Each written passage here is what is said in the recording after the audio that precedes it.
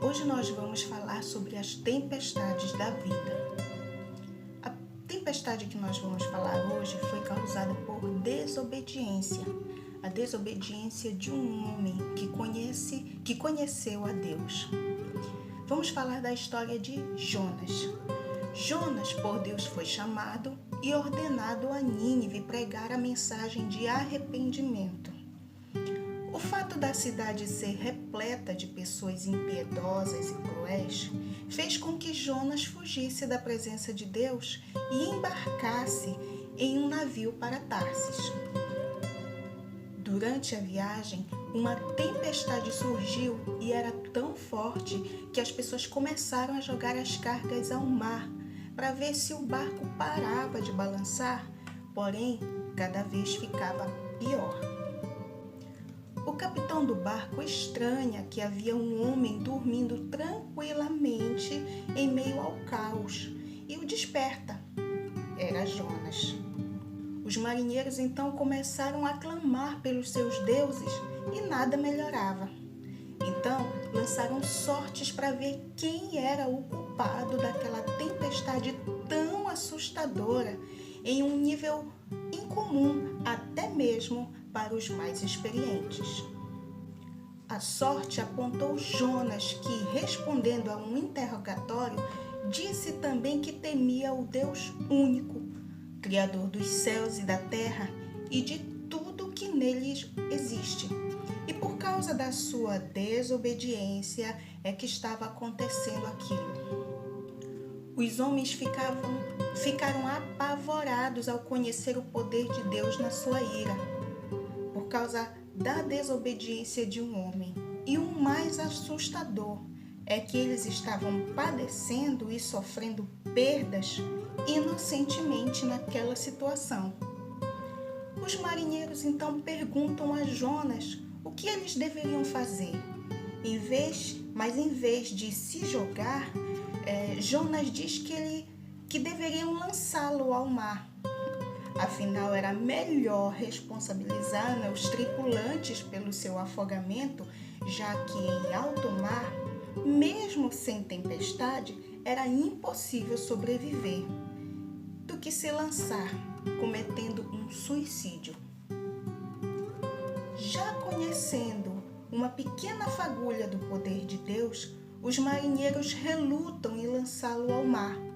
Porém, a tempestade se agravava e, em desespero, todos decidem orar a Deus e pedir que não lhes imputasse o pecado de lançá-lo ao mar, pois aquela tempestade era a mão do Senhor.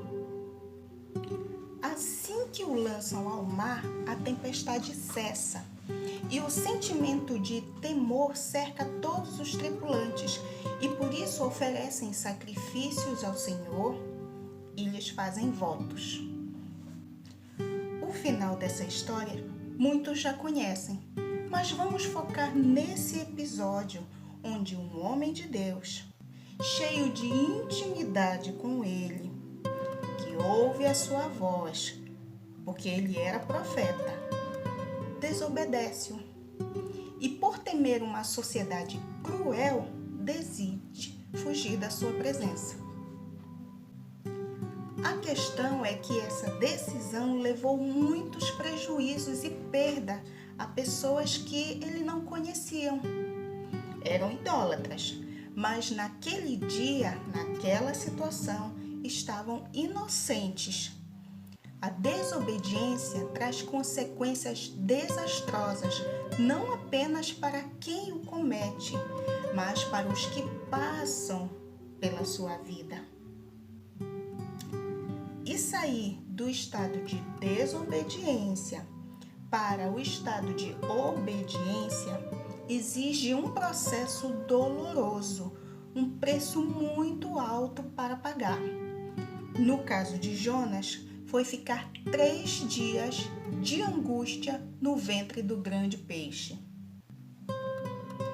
Mas a Bíblia diz que Deus tem poder para transformar a maldição em bênção. Neemias capítulo 13, versículo 2.